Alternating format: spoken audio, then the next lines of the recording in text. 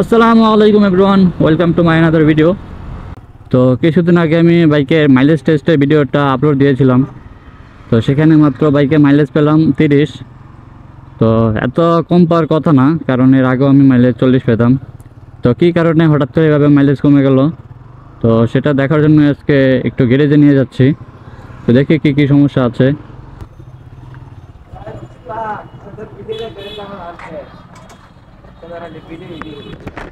কি অবস্থা দেখছেন?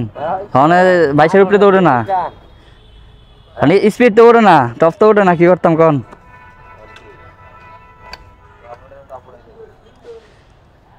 আর এটা এটা ই করে দেন তো, ফ্রি প্লেটা ক্লাসটা ঠিক না।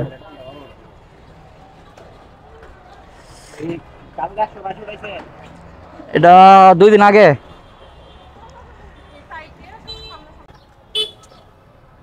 তো উনি টেস্ট ড্রাইভ দিয়ে দেখলো বাইকে কি কি সমস্যা।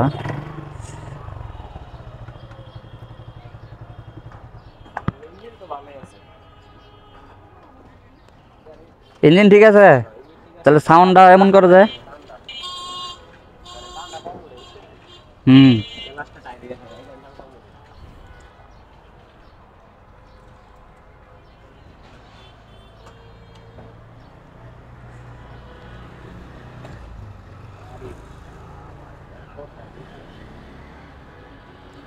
এমন থাকলে তো ক্লাস প্লেটও খেয়ে যাবো না। হ্যাঁ, লুজ করে দেন, ফ্রি প্লেটা যাতে ঠিক থাকে।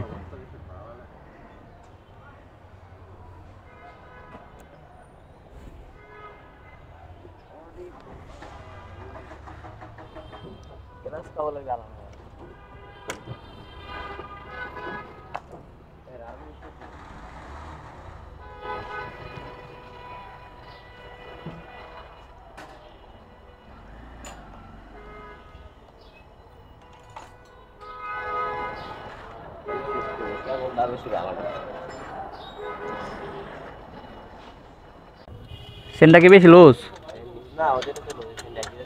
হ্যাঁ,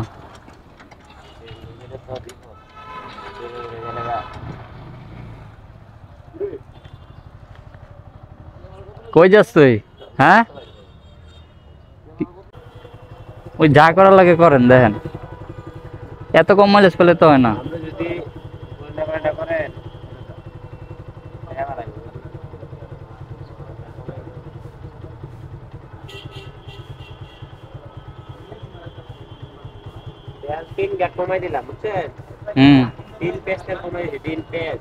এটা কি অনেক তেল কম খাইবো?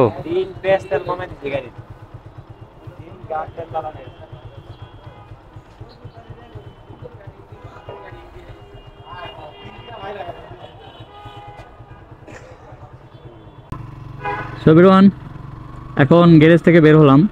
তো বাইকের টুকটাক কিছু সমস্যা ছিল, তো উনি সেগুলো সমাধান করে দিল। তো দেখি এখন আবার বাইকের মাইলেজটা আগের মতো ফিরে পাই কি না। তো আরও একবার মাইলেজ টেস্ট দিতে হবে, তো সময় হলে দিয়ে দেবো ইনশাল্লাহ। আর আমার বাইকের ইঞ্জিনের সাউন্ডটাও কিছুদিন যাবৎ বেশ খারাপ করতেছিল, তো সেই সাউন্ডটাও ঠিক করলাম।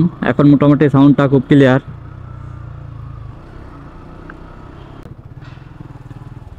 তো বাইকের মাইলেজ কমার পেছনে বেশ কিছু কারণ রয়েছে, যে নিয়ে আমার আগেও আরেকটি ভিডিও করা আছে। তবুও আমি অল্প কিছু একটু সংক্ষেপে বলে দেই। যেমন বাইকের টায়ার প্রেশার কিছুদিন পর পর চেক দেওয়া দরকার। তারপর বাইকের চেন অ্যাডজাস্টমেন্ট ঠিক আছে কিনা সেগুলো দেখা। তারপর বাইকের চাকায় কি জ্যাম আছে কিনা সেগুলো দেখা।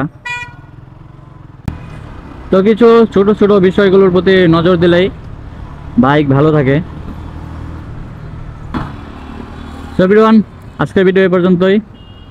খুব শীঘ্রই আবার মাইলেজ টেস্টের ভিডিও নিয়ে আসবো। তো সেই পর্যন্ত ভালো থাকুন, সুস্থ থাকুন। আজকে এখানে বিদায় নিচ্ছি। আসসালামু আলাইকুম।